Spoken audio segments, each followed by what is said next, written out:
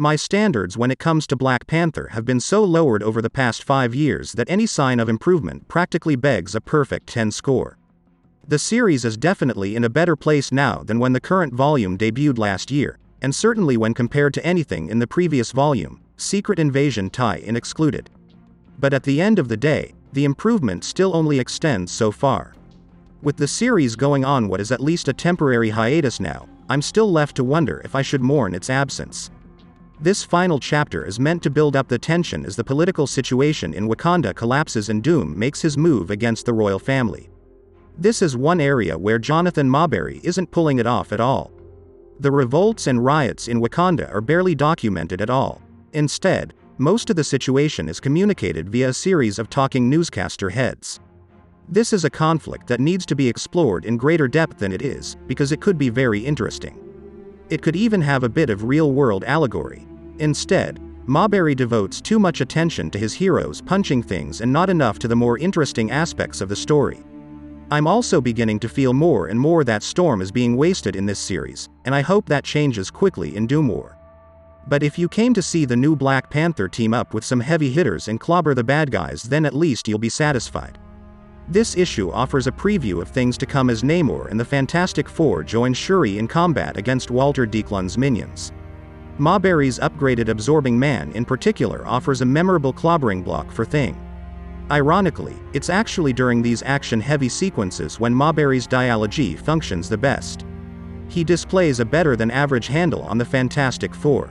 Shuri is often in danger of reading too much like her brother, but that isn't the worst thing in the world either. It's only in the more exposition-heavy scenes that the dialogue stumbles. Maberry's method of trying to have his characters explain Declan's backstory is particularly painful. Declan himself is a bit of a goofy villain, though that problem began back during Civil War. Dialogue has always been the primary failing of this book, and even as much as Maberry has brought improvement in that regard, there are always a few awkward scenes in each issue. Will Conrad returns as artist just in time to handle the action scenes, and the series already improves because of it. Pretty as it can occasionally be, Ken Lashley's work doesn't hold a candle to Conrad's when it comes to conveying motion and action. I can only hope that their respective strengths will be taken into consideration during Doomwar. With this issue done, Black Panther as we know it is ending. I don't know whether the series will return after Doomwar, but even if it does, I imagine the changes will be significant. This issue has gotten me reasonably interested in Doomwar, so in that sense at least it was successful. Still, seeing how many problems remain in the overall execution, I plan on keeping my expectations in check over these next few months. Rating: 4 out of 5.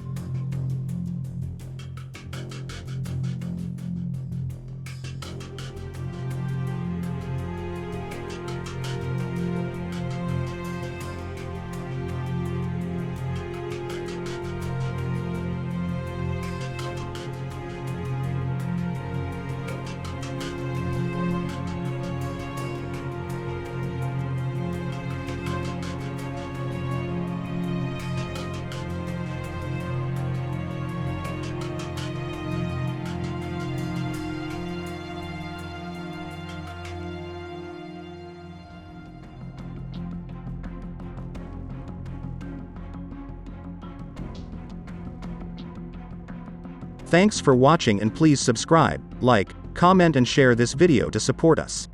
See you on the next comic review videos.